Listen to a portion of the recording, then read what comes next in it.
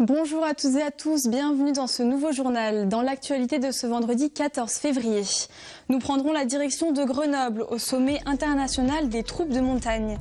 Cette première édition a été l'occasion pour les entreprises locales et internationales d'exposer leurs nouveautés et de préparer les équipements de demain. Et puis nous ouvrirons un dossier consacré au Beaufort. Fromage emblématique de Savoie, il fait l'objet d'un savoir-faire ancestral, nous le verrons. Mais on commence avec cette annonce.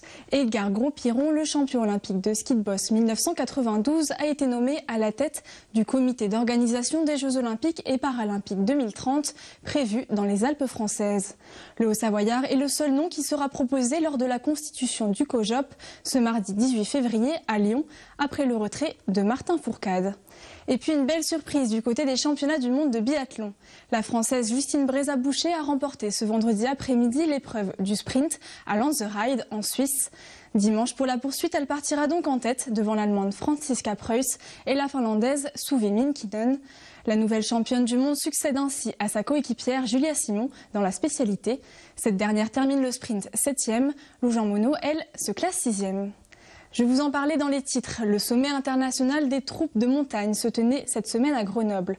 L'opportunité pour les entreprises partenaires des armées d'exposer leurs nouveautés, équipements textiles, matériel de survie ou encore dernières technologies de pointe. Autant d'innovations venues des Alpes mais aussi de toute l'Europe qui ont été présentées aux militaires comme vous allez le voir avec ce reportage de Jules Demeure.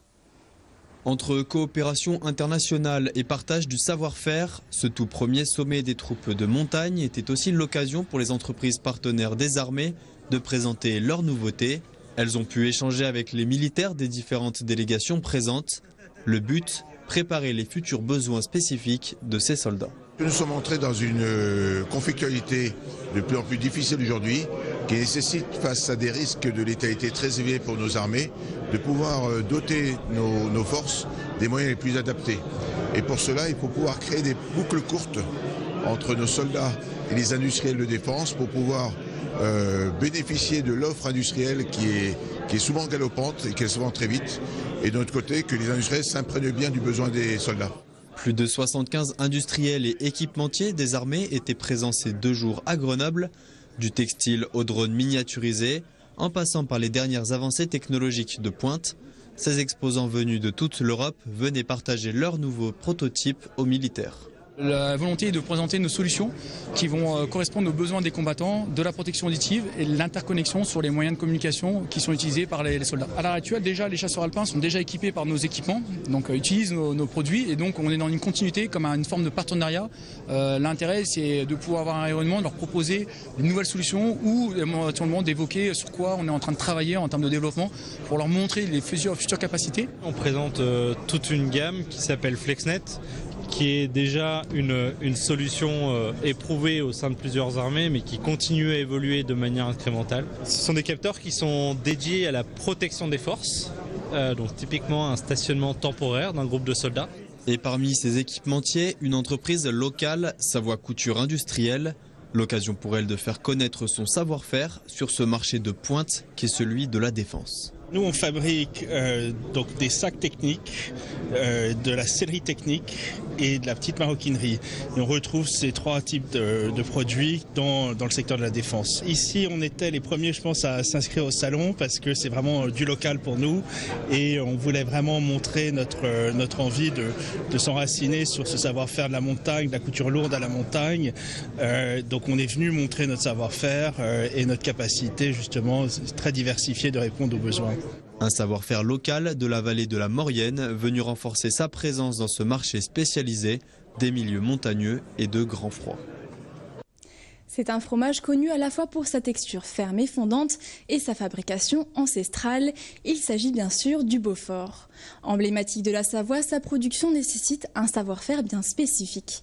Et justement, nous avons pu le découvrir en visitant les coulisses de la coopérative laitière de Moutier à l'occasion d'une visite dédiée à la presse. Chloé Lemeur était de la partie reportage. Une texture lisse couleur ivoire, un talon concave et une croûte plutôt épurée. Pas de doute, ce sont bien ici les caractéristiques du Beaufort. Mais avant de devenir une meule à pâte pressée cuite, ce prince des gruyères typique de Savoie est passé par un processus de fabrication bien précis. comme ici à la coopérative laitière de Moutier. Là, on se trouve dans l'atelier de fabrication de Beaufort et comme on peut le voir, le lait qui a été collecté ce matin, donc le lait chaud de la traite du matin, plus le lait froid d'hier soir, est mis dans les cuves, chaudron de 6000 litres de lait, dans lesquels on va mettre jusqu'à 5400 litres de lait en ce moment pour faire 12 meules. On remplit, pendant qu'on remplit, ça chauffe. Et quand la cuve est pleine, à ce moment-là, le fromager rajoute la présure. Une fois cette enzyme naturelle ajoutée, place au décaillage pour obtenir des perles de fromage. Puis c'est au tour de la cuisson de faire son job. Le Beaufort appartient à la famille des fromages à pâte pressée cuite. Le pressage c'est après, la cuisson c'est dans le chaudron. On va monter de 33 degrés à 54 degrés en 40 minutes.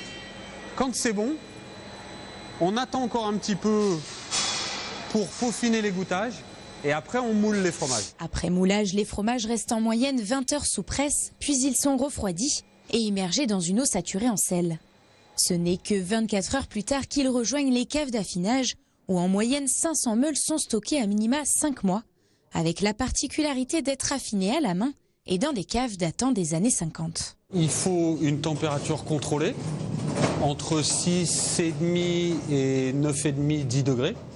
Et avec un taux d'hygrométrie assez élevé, entre 90 et 95%. Et au cours de cet affinage, les fromages sont retournés, donc ici à la main, et frottés avec de l'eau salée, régulièrement. Quand on estime que la croûte a un petit peu séché, on les retourne et on les frotte. Pour autant, la coopérative évolue aussi avec son temps. Depuis 2012, des travaux ont permis de moderniser l'affinage, avec un robot réalisant les mêmes gestes que les salariés. Toutes les tâches difficiles de retournement à la main ou de faire tourner la meule sur le bord de la planche, c'est fait par le robot.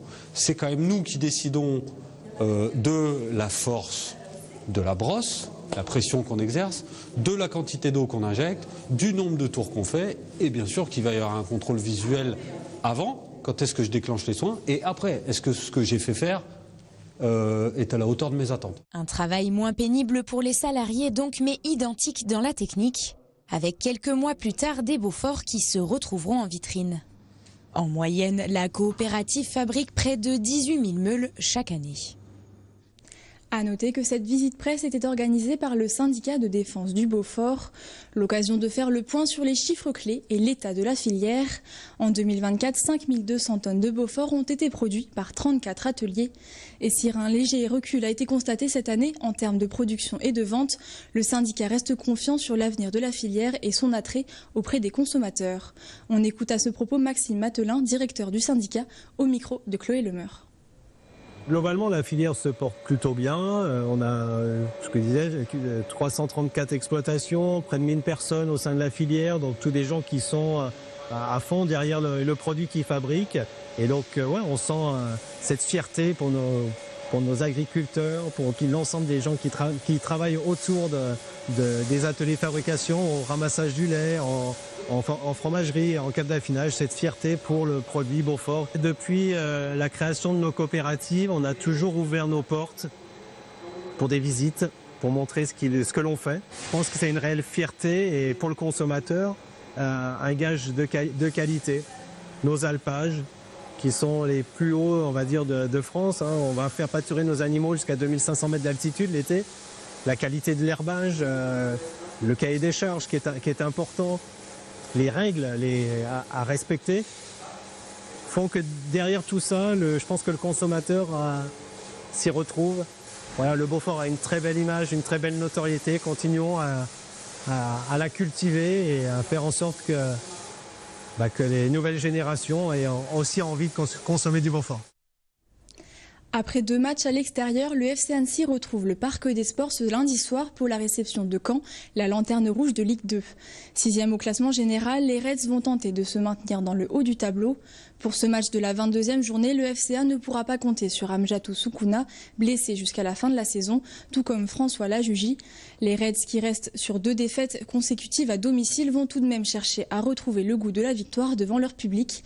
Écoutons quelques réactions d'avant-match recueillies par Kezia Poudou.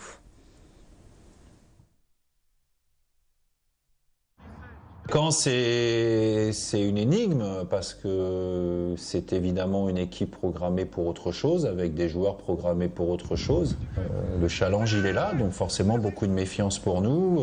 Je ne m'attends pas à voir une équipe, je dirais, en manque de confiance peut-être, mais je ne m'attends pas à avoir une équipe, je dirais, avec la tête dans le sac. Je m'attends plutôt à une équipe qui va chercher à réagir et qui va chercher à jouer à fond sa dernière chance, d'où aussi le danger que ça peut représenter, parce que ça reste quand même intrinsèquement des très bons joueurs, à l'image de leur attaquant capitaine, Mendy, qui est quand même l'ancien meilleur buteur de la Ligue la saison passée. Là, il faut prendre match après match comme on l'a toujours fait, et puis on verra où ça nous mène. Mais bien sûr que de toute façon, si on veut rester là-haut, il va falloir gagner des matchs, parce qu'eux, ils ne nous attendent pas, et ils enchaînent les victoires, donc à nous de faire ce qu'il faut pour.